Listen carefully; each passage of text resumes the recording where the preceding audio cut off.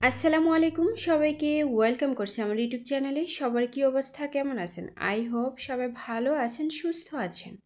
আমিও আলহামদুলিল্লাহ ভালো আছি। দেখতেই পাচ্ছেন গাছে অনেকগুলা কাঁঠাল। এখন কিন্তু আম কাঁঠালের সিজন। আমাদের বাড়িতে আলহামদুলিল্লাহ আম এবং কাঁঠাল দুটোই আছে, কমতি নেই। একটা গাছে মাশাআল্লাহ এত কাঁঠাল ধরেছে, মাত্র ছোট একটা গাছ, এই গাছে এত কাঁঠাল এসেছে আলহামদুলিল্লাহ। এই গাছ ছাড়াও কিন্তু আরও অনেক গাছ আছে। তো আজকে আমি কাঁঠালের রেসিপি তৈরি করব। এখান থেকে মূলত একটা কাঁঠাল কেটে নিব। আর কাঁঠালের রেসিপি খেতে কিন্তু বেশ দারুণ, তাই না? অনেকে কিন্তু খুবই পছন্দ করেন। এই গাছটাতে মাশাআল্লাহ এত কাঁঠাল এসেছে। গাছের নিচের যে অংশটা, মানে যেটাকে আমরা গাছের গোড়া বলি, সেখানেও কিন্তু অনেক কাঁঠাল। তো আমি একটু আলগি দিয়ে দিচ্ছিলাম, যেহেতু মাটির সাথে চাপা লেগে গেছে। আর চাপা লেগে গেলে কিন্তু নিচের অংশটা কালো হয়ে যাবে।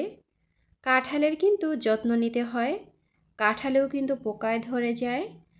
আমি কিন্তু তেমন কোনো যত্ন নেই না। আলহামদুলিল্লাহ আমাদের গাছে যে পরিমাণ কাঁঠাল আছে আমাদের খাওয়ার হয়ে যাবে এবং অন্যকে দিয়েও খেতে পারবো আলহামদুলিল্লাহ। অনেক কাঁঠালই এসেছে। জাতীয় ফল কাঁঠাল। কাঁঠাল কিন্তু অনেকেরই খুবই প্রিয়।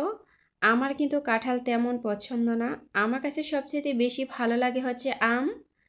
আসলে আমি মাঝে মাঝে ভাবি যে জাতীয় ফল যদি আম হতো তাহলে কতই না ভালো হতো, তাই না? আর এ কাঁঠাল কিন্তু যখন একটু বৃষ্টি হয় তখন কাঁঠালের যে কোষগুলো, এই কোষগুলো যখন একটু শক্ত হয়ে যায় তখন খেতে কিন্তু বেশ দারুণ লাগে। আমার কাছে কাঁঠালের ওই কোষগুলাই সবচেয়ে বেশি ভালো লাগে। এটা ছাড়াও কিন্তু আরও কাঁঠালের কোষ আছে যেগুলো একটু গোলা, ওই গোলাগুলো খেতে কিন্তু আমার ভালো লাগে না।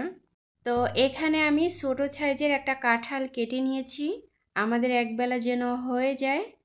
ছোটবেলায় মা দেখতাম এ কাঁঠাল দিয়ে নিরামিষ তৈরি করতো, বিভিন্ন সবজির সাথে কাঁঠাল দিয়ে দিত। আর সেটা খেতে কিন্তু বেশ মজা লাগতো। কাঁঠালের যখন সিজন আসতো তখন কিন্তু মা এই রেসিপিটাই সবচেয়ে বেশি তৈরি করতো। আসলে মায়ের হাতের রান্না বলে কথা, মায়ের রান্নাকে সব সময় মিস করি। আমি যেরকমই পাকাই না কেন মায়ের মতো কখনো হয় না। চেষ্টা করি, তবে মায়ের মতো কখনোই করতে পারি না। এই ডালগুলা দেখে নিশ্চয়ই অনেকে চিনতে পারছেন, তাই না?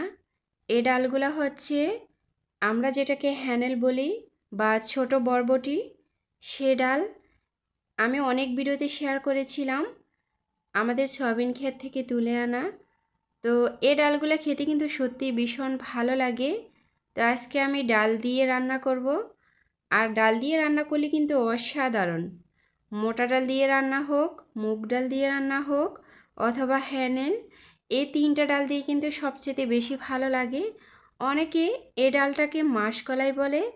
আসলে আমাদের এখানে মাসকলাই যেটা, সেটা হচ্ছে অন্যরকম। আসলে বইয়ের ভাষায় এই ডালটাকে কী ডাল বলা হয় আমার জানা নেই, আমি খুবই দুঃখিত। আসলে কাঁঠাল যে রান্না করে খাওয়া যায় এটা কিন্তু আগে জানতাম না। আসলে দিন দিন কিন্তু সব কিছু পরিবর্তন হয়ে যাচ্ছে। আর এখন দেখি যে কাঁঠাল চিংড়ি মাছ দিয়ে রান্না করে, ডাল দিয়ে রান্না করে, নিরামিষ তৈরি করে। তো এখানে আমি পেঁপে কেটে নিয়েছিলাম, সেই সাথে আলু কেটে নিয়েছিলাম। আজকে আমি পেঁপে দিয়ে আলু দিয়ে ভাজি করে নেব। আসলে যেদিন ডাল রান্না করা হয় ওই দিন ভর্তা অথবা ভাজি যে কোনো একটা আমার থাকতেই হয়। আর এটা আমি চাই, আমার কাছে না হয় ভালো লাগে না। আর কাঁচা পেঁপে কিন্তু আমাদের শরীরের জন্য অনেক উপকার। ডক্টরের কাছে গেলে বলেন যে কাঁচা পেঁপে যত আপনি খেতে পারেন সবচেয়ে ভালো হবে আপনার শরীরের জন্য। আপনার লিভার, কিডনি সব কিছু ভালো থাকবে। তো আমার এখানে ভাজিটা হয়ে গেছে, দেখতেই পাচ্ছেন কালারটাও মাশাআল্লাহ খুব সুন্দর হয়েছে। আসলে বাড়িতে পেঁপে গাছ থাকলে সত্যি অনেক উপকার হয়। যখন ইচ্ছা তখন কাঁচা পেঁপে খাওয়া যায়, যখন ইচ্ছা তখন পাকাটা খাওয়া যায়। আসলে কাঁচা পেঁপে পাকা পেঁপে দুটোই কিন্তু আমাদের শরীরের জন্য অনেক উপকার। তো এখানে আমি ঢেঁড়স কেটে নিয়েছিলাম, সেই সাথে আলু কেটে নিয়েছিলাম। আজকে ইলিশ মাছ দিয়ে রান্না করব। তো ঢেঁড়সটা কিন্তু খেতে বেশ ভালো লাগে, তাই না? অনেকেই কিন্তু অপছন্দ করেন। আমার ভিতরে খাবারের কোনো ভাজগোছ নেই, আমি সব খাবার খেতে পারি আলহামদুলিল্লাহ। যেটা হালাল সেটাই আমি খাওয়ার চেষ্টা করি। কারণ এক এক খাবারে এক এক ধরনের পুষ্টি থাকে। তো আজকের মতো এখান থেকে বিদায় নিতেছি। আসসালামু আলাইকুম। আল্লাহ হাফিজ।